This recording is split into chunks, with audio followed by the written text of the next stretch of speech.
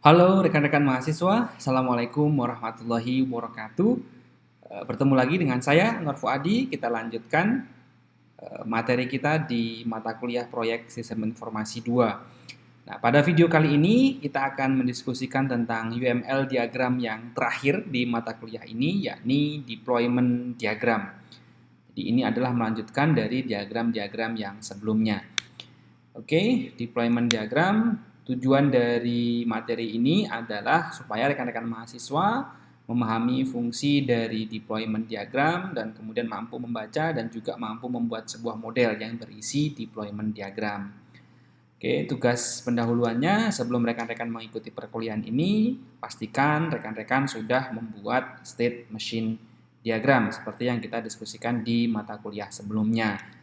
Oke, deployment diagram adalah sebuah diagram yang digunakan untuk memvisualisasikan perangkat keras, tempat perangkat lunak akan digunakan. Jadi ketika teman-teman membuat sebuah aplikasi baik berbasis web ataupun berbasis mobile ataupun berbasis desktop, teman-teman bisa menggambarkan perangkat kelas yang dibutuhkan untuk bisa menjalankan software hasil produk teman-teman itu seperti apa. Tujuannya ya tadi agar nanti kita punya gambaran perangkat apa yang kita butuhkan, software apa yang kita butuhkan, sehingga nanti ketika runtime itu semuanya berjalan sesuai dengan yang direncanakan. Nah, notasinya atau interface, kalau perlu interface, kemudian yang paling sering kita gunakan ada node, ada komponen, kemudian ada artifak. Node ini adalah kalau di pelajaran jaringan ya, teman-teman, node itu adalah sebuah perangkat jaringan yang terhubung, begitu ya. Ada node berupa server, ada node berupa PC, ada node berupa notebook, ada juga node berupa perangkat jaringan. Kemudian ada komponen yang dipasang di dalam node dan artifak. Nah, artifak ini adalah hasil pekerjaan kita ya, yang menjadi yang menjadi hasil dari project. Namanya juga artefak ya. Kalau kita belajar di pelajaran sejarah kan artefak-artefak sejarah adalah bukti bahwa sejarah itu ada. Kalau kita mengerjakan project software namanya artefak, berarti ya bukti bahwa software itu memang kita buat. Nah, yang akan kita pasang di dalam komponen yang ada di dalam node. Oke, ini adalah contohnya. Di sini ada contoh bagaimana iTunes itu diimplementasikan. Jadi bagaimana iPhone itu bisa terhubung dengan komputer. Di situ ada iTunes yang terhubung ke server. Nah, digambarkannya seperti ini. Kapan kita menggunakan deployment diagram, yaitu ketika kita memodelkan topologi jaringan atau perangkat keras sebuah sistem, kita memodelkan jaringan atau sistem terdistribusi, atau kadang-kadang kita membutuhkan untuk melakukan reverse engineering. Jadi yang sudah ada, kita dokumentasikan kembali. Nah, itu menggunakan deployment diagram juga bisa. Atau memodelkan perangkat keras detail yang akan dipasang di sistem server atau di sistem client. Kemudian kalau kita membuat sistem embedded, ya kita bisa gambarkan juga di dalam sistem embedded kita butuh chip apa saja begitu. Kita butuh IC apa saja, kita butuh perangkat apa saja yang perlu dipasang di controller kita. Nah, tugas teman-teman di mata kuliah ini sama, teman-teman harus membuat deployment diagram untuk perangkat keras dan perangkat lunak yang dibutuhkan untuk menjalankan software hasil dari proyek kelompok Anda. Nah, sebelum rekan-rekan mengerjakan, mari kita coba untuk membuat bersama-sama terlebih dahulu. Nah, seperti sebelumnya, kita akan menggunakan UML diagram. Nah, di sini ada sebelah kanan, kita akan tambahkan dulu diagram yang mau kita buat, deployment diagram. Nah, kalau sudah dibuat, berarti di sini ada deployment diagram ya. Kita bisa mencoba memulai untuk membuatnya. Yang pertama itu ada node ya, karena yang kemarin kita buat itu adalah untuk sistem informasi akademik ya. Nah, kita buatkan saja sebuah server, ini node ya yang kita gunakan. Nah, ini kita bisa besarkan sesuai kebutuhan. Kemudian di dalam node itu kita akan install Apache Web Server ya, biasa yang kita gunakan untuk belajar web. Apache Web Server, teman-teman bisa menginstalnya langsung di Windows menggunakan XAMPP ya, tapi kalau di server menggunakan Ubuntu, misalkan teman-teman tinggal menginstalnya menggunakan apt.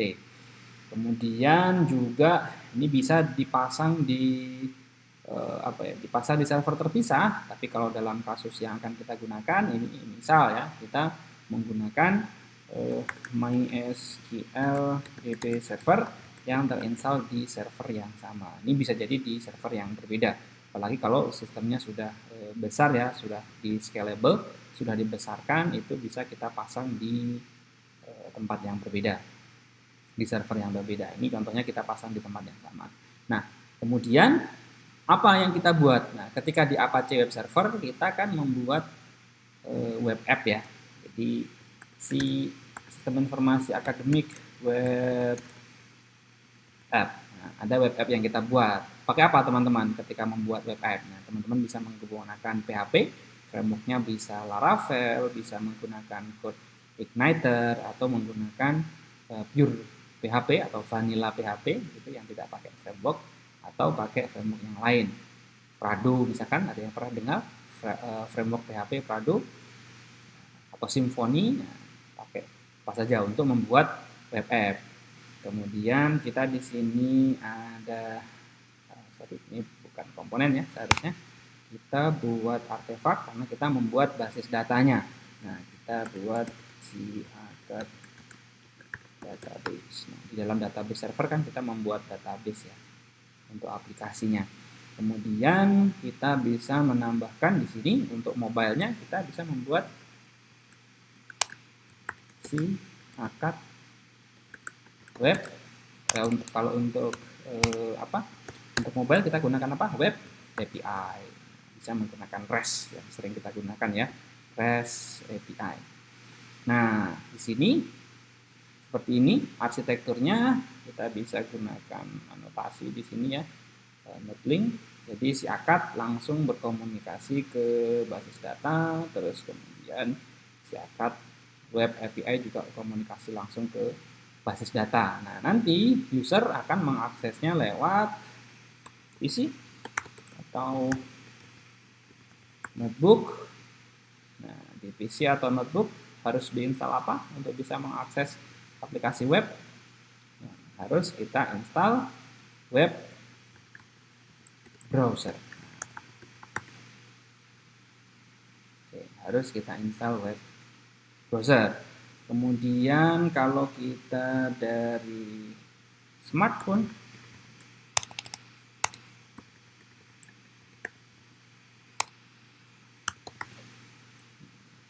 kita akan menginstal apa? Untuk bisa menggunakan aplikasinya. Nah, kita akan menginstal yang namanya mobile app.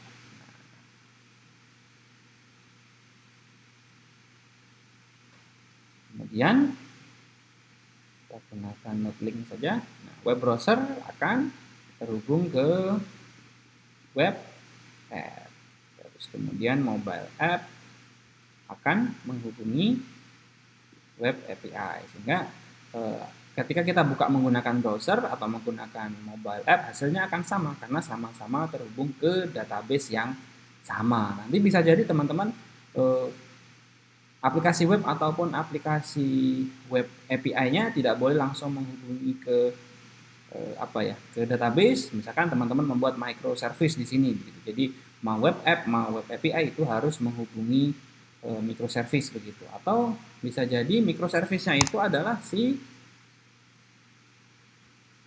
web API ini sendiri. Nah, web API ini adalah microservice. Nah, boleh digunakan oleh web API, boleh digunakan oleh mobile app. Bisa saja, tergantung bagaimana arsitektur yang akan teman-teman gunakan. Nah, teman-teman perbanyak membaca tentang enterprise arsitektur sehingga teman-teman punya gambaran seperti apa cara mengimplementasikan aplikasi di server, kemudian bisa digunakan di klien begitu. Nah, ini contoh bagaimana kita menggambarkan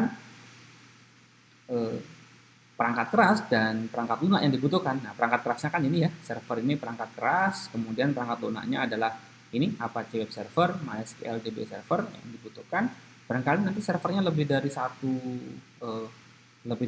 berarti nanti butuh load balancer begitu. Nah, silakan teman-teman pelajari bagaimana cara menggunakannya dan bagaimana cara menggambarkannya di dalam deployment diagram. Silakan disesuaikan dengan kebutuhan dari project masing-masing. Oke, itu adalah tugas dari teman-teman untuk membuat deployment diagram. Oke, itu yang bisa kita diskusikan di materi kita UML diagram yang terakhir, yakni deployment diagram. Sampai jumpa di video-video selanjutnya. Terima kasih. Assalamualaikum warahmatullahi wabarakatuh.